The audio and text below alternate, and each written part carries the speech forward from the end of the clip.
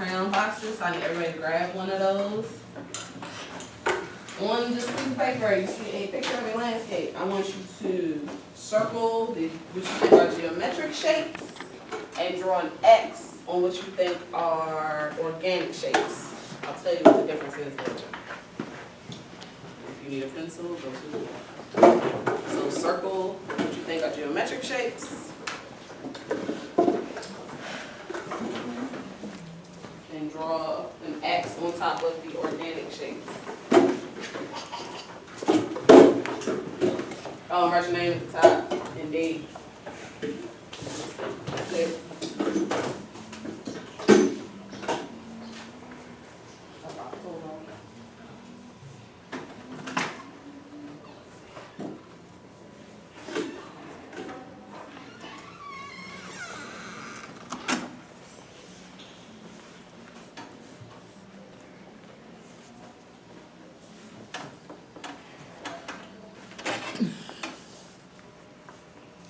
Thumbs up when you're done.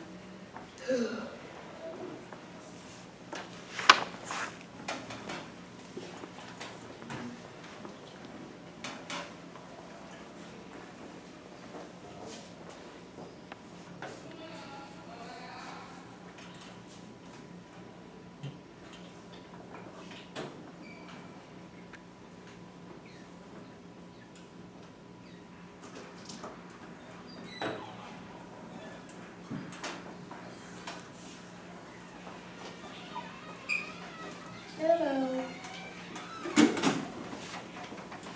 There's a 1 on top of the crayon box. I want you to circle what you think are geometric shapes and draw an X on top of the organic shapes. Hands up if you're done. Or a hand up. Keep it up. Put your hand up.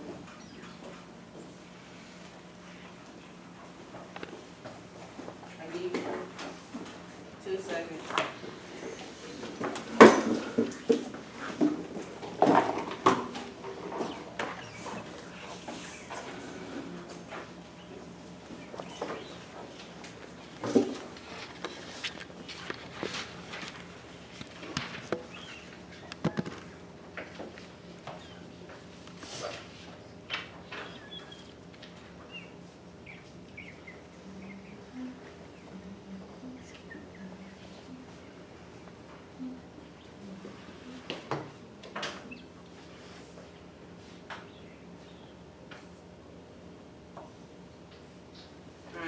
Pencils down.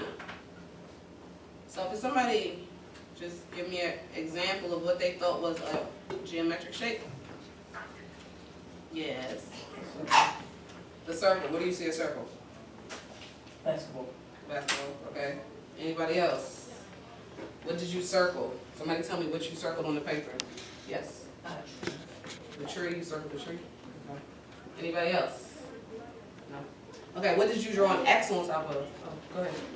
You circled the tree. What did you draw an X on top of? So what do you think is an organic shape? Anybody? Yes. The cloud. The cloud. Okay. Anybody else? The tree. All right. So can I get the paper collector to collect those? So now I'm gonna tell you which one is which. 36. So, keep them. Okay, never mind. Oh, yeah. The objective for the day. So I'm gonna tell you which ones are geometric shapes, which ones are organic shapes, and then we're gonna learn some things about an artist named Kandinsky, and you're also gonna learn what abstract art is.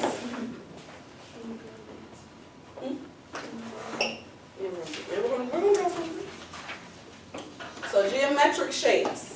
These are the shapes you see in school. You're going to see them in your math class. You're going to see them in art class. They are shapes that are made up of points, lines, and angles.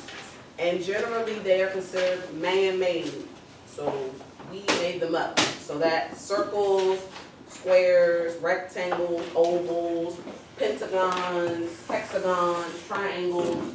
And then at the bottom they have the 3D versions, which are cubes, spheres, cylinders, pyramids.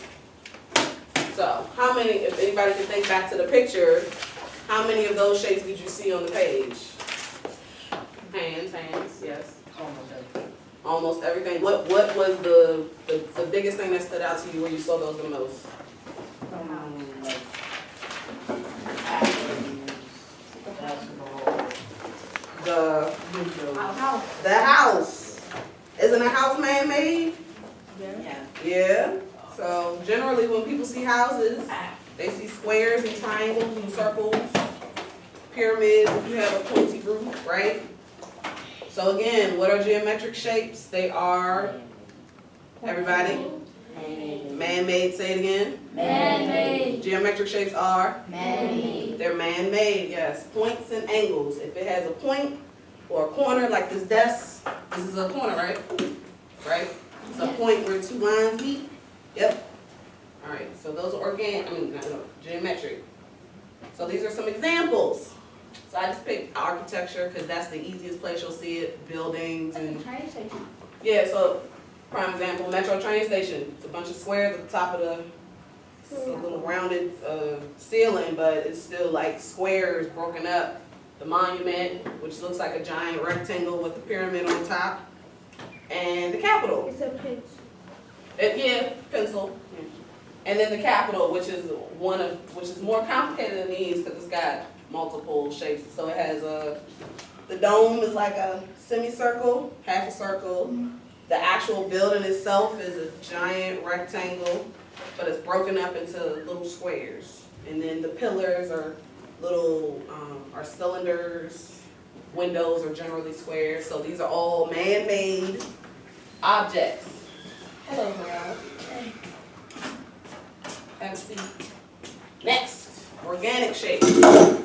So these are defined or also called free-form shapes, and they are shapes that are found in nature. So if you think about the picture I gave you, what did you see in nature that might be considered a free-form shape? A tree. The tree, clouds, sun, the sun, clouds, other clouds. What about my little lake in the The back? house. I didn't see that. Oh, I didn't see I put it The in. top of the glass seat. The okay. top of the tree. Yeah, the top of the tree, yes, because no two trees look alike, right? Have you ever seen two identical trees before? No. No, right, because they're freeform, they just grow however they grow.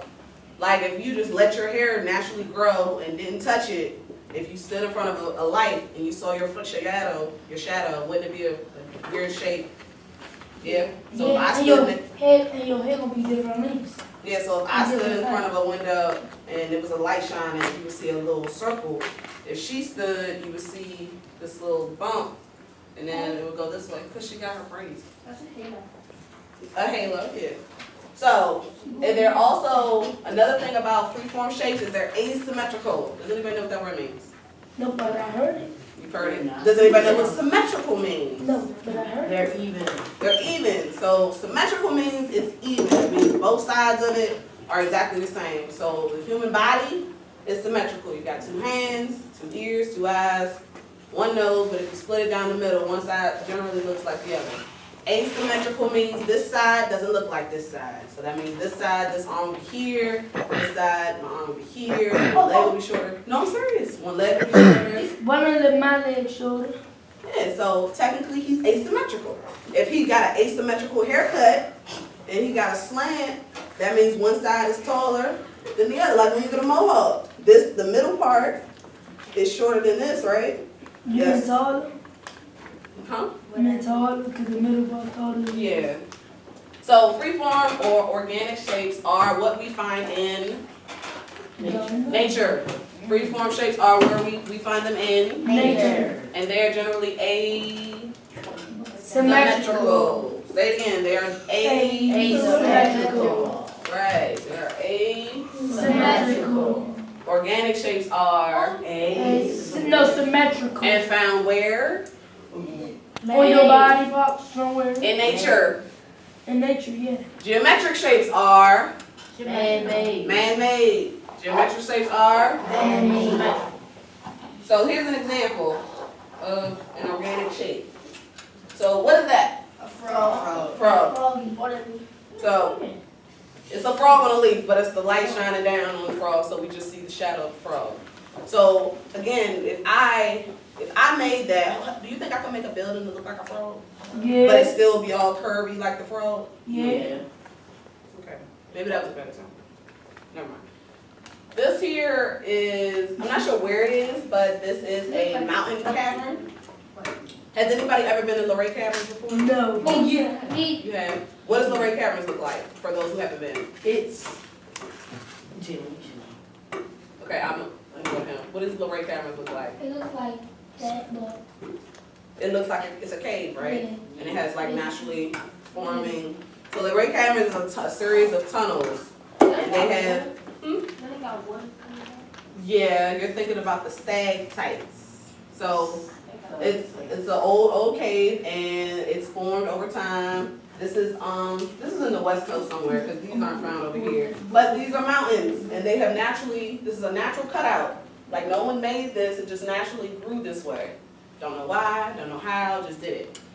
But you're not gonna find a man can't make it look like that. He could, but it wouldn't look naturally like that. So again, geometric shapes are man-made. Everybody, geometric shapes are. Man-made. And organic shapes are Nature. found in nature. And when I say geometric shapes are man-made, say organic shapes are asymmetrical. Yes, sir. How do rocks form? That's a good question. I do not have the complete answer, so I don't want to lie to you. I know how they can be broken down, but I don't know how they're formed. Over time, erosion from water, or you forcibly breaking them. So the person we're going to learn about, Kandinsky. He was from Russia. Can y'all say his name, Kandinsky? Kandinsky. Yes. He is from Russia. He is an abstract artist. Abstract means there's no subject in the art. So how we did the teacups, that's not abstract art because there's a subject, the teacup.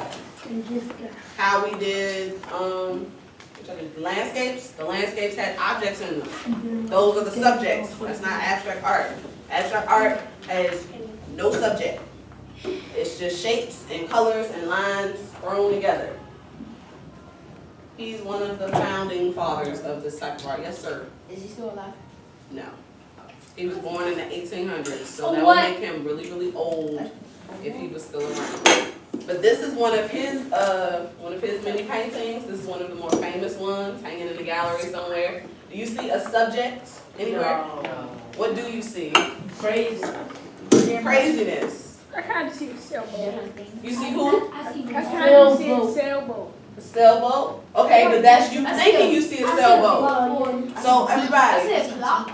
Blackberry back where? Why did he? So he said he sees a sailboat, but that's him looking at it and him putting those shapes together, and that's what he saw. You might look at it and see something else. I Okay, see a some- sailboat also, Okay. and I see something look like tic-tac-toe. Okay, you see tic-tac-toe. So I got a sailboat, tic-tac-toe. What else do I have? I see the sun. You see the sun. That's three things. What else? Buildings. You see a building. What else? Teeth. Teeth. Right there at the bottom. Like this? The- Oh, these. Okay, I got teeth, I got sailboat, I got a building, And craziness, sun, a mountain. Pattern. patterns, yes. So you got all of those examples. So that is the point of abstract art. It is for you, the person viewing it, to decide what you see. So the artist may have I may have one idea in mind when I paint it, but that's not necessarily what I want you to see. So I don't put a subject in it. So this is what you guys are going to do today. You're going to create your own version. So this is another example. I like this one better than the other one, but that's my personal opinion. But we're going to do this as well. So we're going to use organic shapes. We're going to use geometric shapes and a bunch of colors. And there's a piece of paper underneath the... Yes, we are. There's a piece of paper underneath the crayon box. I want each of you to grab one. Write your name on whatever side you want the back to be, because we're going to color the entire length of the paper. All of his paintings, you color the entire paper, no white space, unless white is a designated color that you're using. But I don't want to see a lot of white space. Because white is a shape. Yes, write your name on the back.